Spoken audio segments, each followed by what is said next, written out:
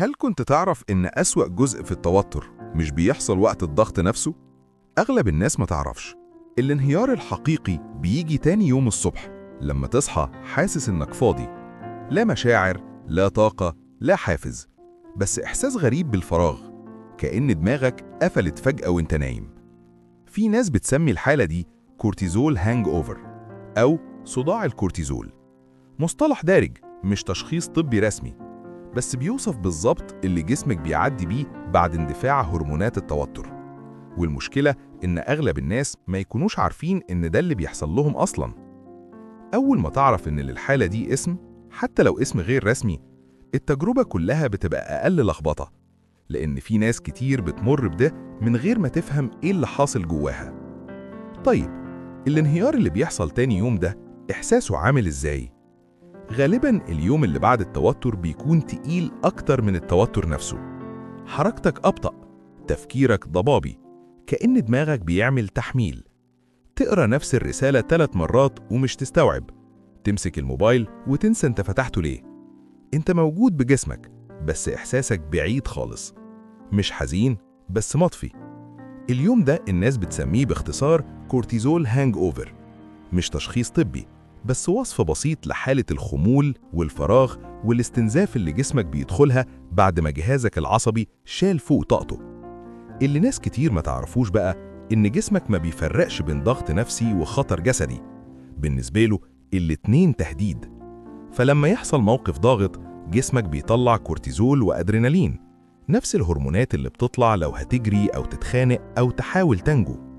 عقلك يبقى أشرب، حواسك أعلى، يجيلك دفعة طاقة حتى لو باين عليك هادي من بره.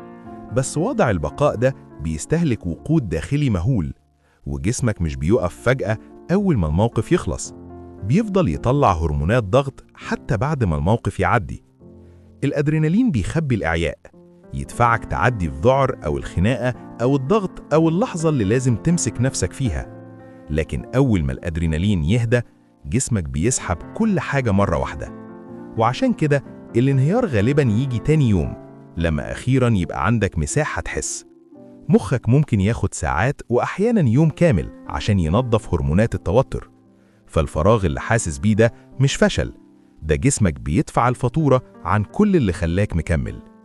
الانهيار ده ممكن يبان بطرق انت ما تاخدش بالك انها مرتبطة ببعض، زي تشويش في التفكير، بطء في الفهم، إحساس انك مفصول عن نفسك، قلة دافع، عصبية مفاجئة، إرهاق تقيل كأنه شدك لتحت، فقدان اهتمام بحاجات كنت بتحبها، احتياج للهدوء، رغبة في الانسحاب، إحساس إنك ماشي على أوتو بايلوت.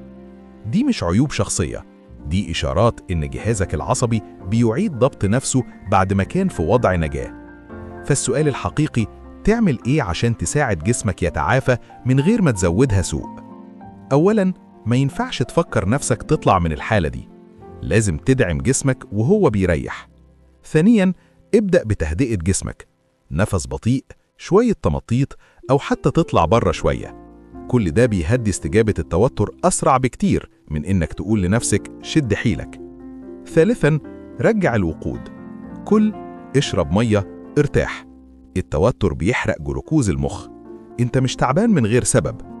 رابعاً، ما تحاولش تجبر مشاعرك ترجع، الخضر معناه إن جسمك بيوفر طاقة وهو بيصلح نفسه. خامساً، قلل المؤثرات، قلل سكرول، تعدد مهام، دوشة، مخك محمل زيادة، محتاج هدوء. سادساً، تواصل خفيف بيساعد، مش محتاج جلسة عميقة، حتى رسالة بسيطة لشخص أمان بتقول لمخك أنت مش لوحدك. سابعاً، حركة بسيطة زي المشي أو التمطيط بتساعد الجسم يتخلص من بقايا هرمونات التوتر وترجعه لحالة التعافي. وأهم حاجة، اسمح لنفسك تهدى، جسمك مش طالب منك تضغط أكتر، هو طالب شفا.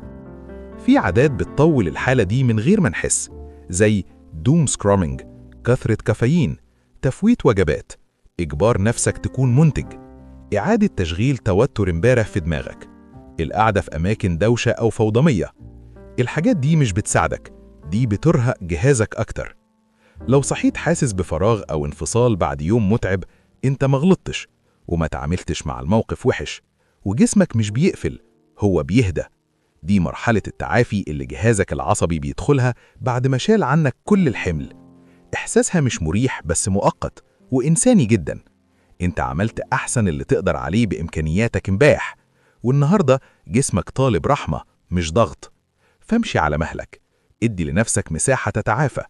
ولو الكلام ده فهمك اللي بتمر بيه شاركه، ممكن حد تاني يكون محتاج يسمع إن اللي حاسس بيه مش ضعف، ده شفاء. شكرا لمتابعتكم، وما تنسوش اللايك والاشتراك عشان يوصل لكم فيديوهات أكتر زي دي.